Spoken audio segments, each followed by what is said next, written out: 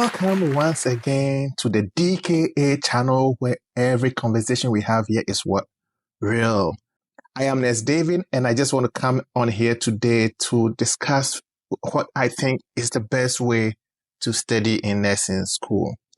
Besides the traditional way of studying, which includes taking notes, writing and studying flashcards, and then group studying and memorization, which I think is the least of my favorite to do in terms of studying. I think the best way to study is to understand concepts and how to apply them. In today's video, I'm going to discuss how to understand concepts and apply them in terms of the NCLEX and even applying them in the real life situation. The concept I'm going to discuss is the renin-angiotensin-aldosterone system, which is the RAAS system. And in discussing this concept as an example, let me give credit to Professor David Explains on YouTube, and also Easy Meds and In Vivo for the images I'm going to use to explain this concept.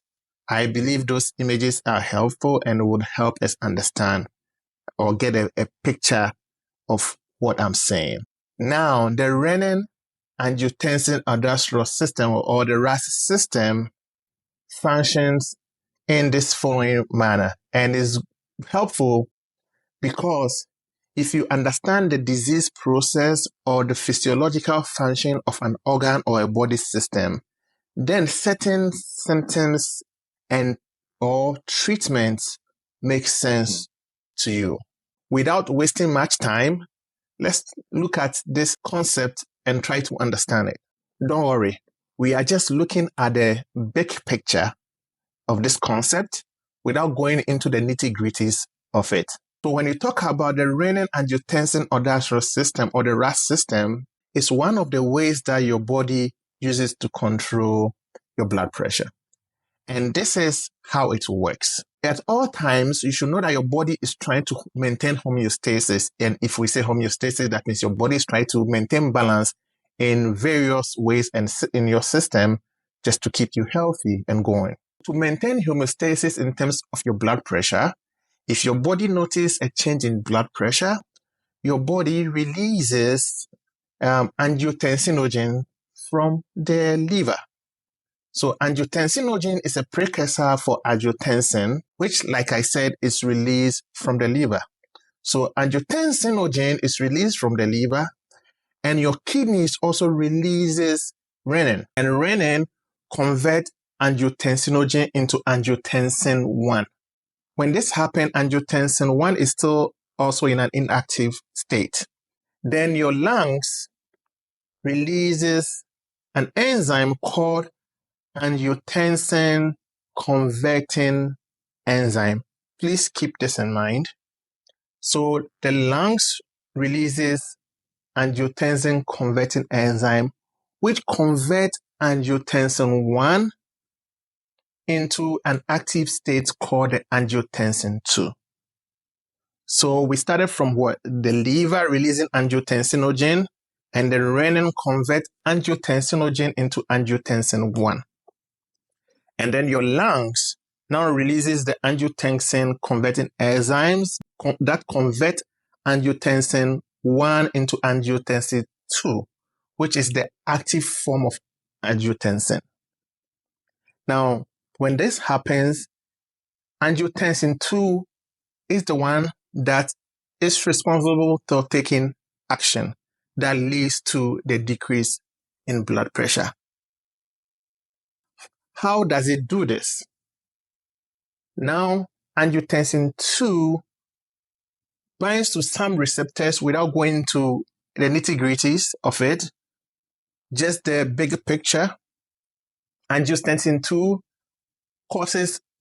binds with some receptors on the smooth muscles of your blood vessels and cause constriction, right? So imagine your blood vessels being these pipes or tubes that are there with fluid in it, or your blood in it.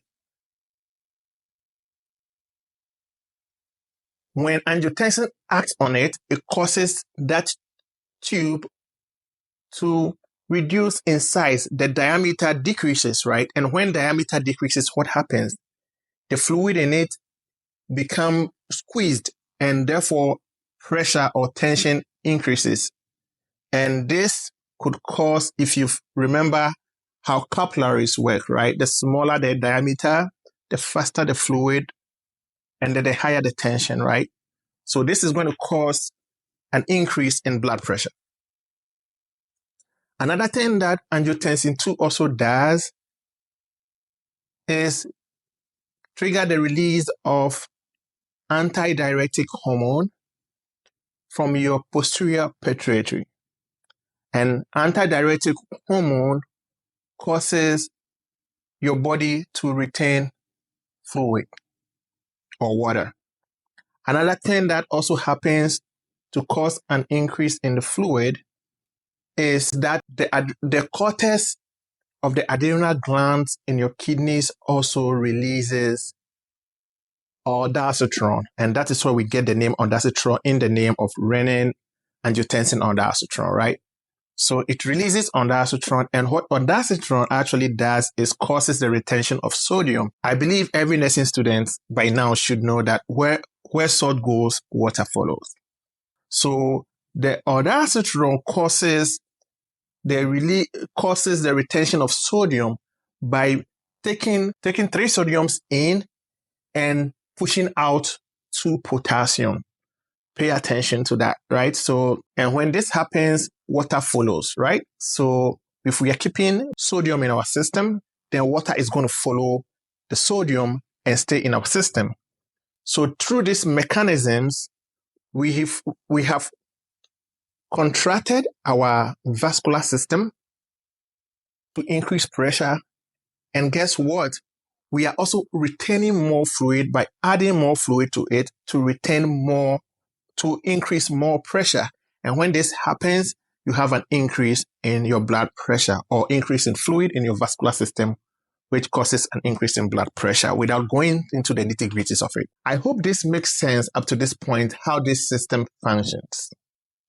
Now, let's switch over to the application of this knowledge into understanding questions and answering questions, and also in the real world, understand what is going on with our patient.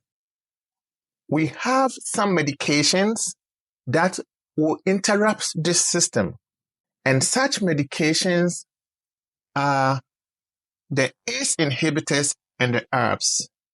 The ACE inhibitors, as you can see up here, are angiotensin converting enzyme inhibitors. Now, let's try to remember what this angiotensin converting enzyme does, as we discussed in the concept.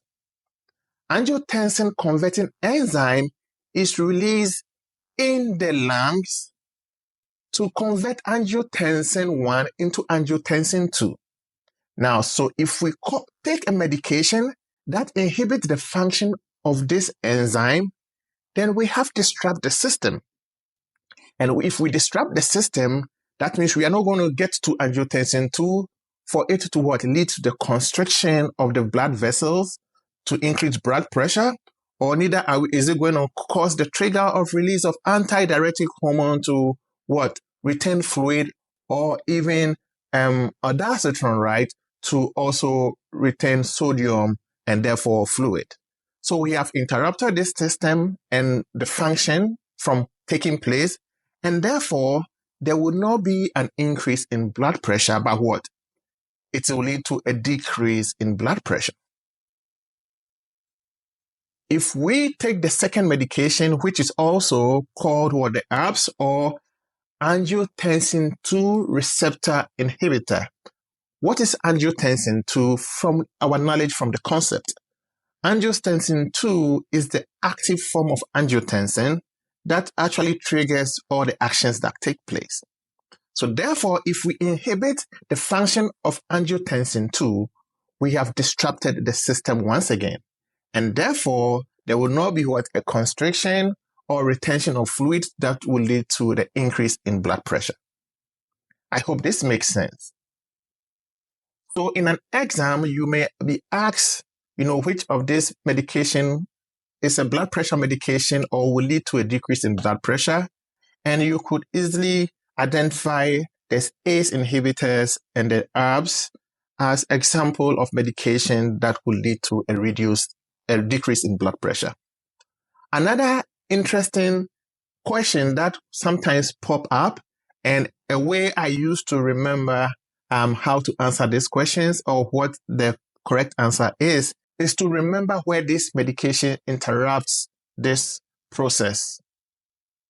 You may be asked that which of these medications will lead to a side effect of cough. And how I remember this is that cough usually is something that happens in the respiratory system, right? And which of these medication inhibits the function that originates from the respiratory system? Remember that the enzyme, which is the angiotensin converting enzyme, originates from the lungs. Therefore, any medication that interrupts that process from that stage would likely cause a reaction of cough. And that is how I used to remember, applying this concept and understanding to answer questions like this. Because the angiotensin converting enzyme is released from the lungs, which is part of the respiratory system, then I can easily associate that side effect to an ACE inhibitor or angiotensin converting enzyme inhibitor. I hope this makes sense. And another question that you can apply this concept and understanding to is that you may be asked if a patient is being given an angiotensin converting enzyme inhibitor, which are the medications that ends with the suffix pro, like what? Lisinopril and the other examples you see up here. All these are angiotensin converting enzyme inhibitors. And so all this can have the effect of cough or the side effect of coughing. Now, if a patient develop this cough, which of this medication could the patient be switched to? And usually they will bring another example of an ACE inhibitor or the angiotensin 2 receptor blocker, which is the ARBs, as you can see with these examples here, with medications that end with a sartan, right? So you have the low sartans and the rest, as you can see up here. With this understanding, you know that the angiotensin 2 function does happen outside of the lungs.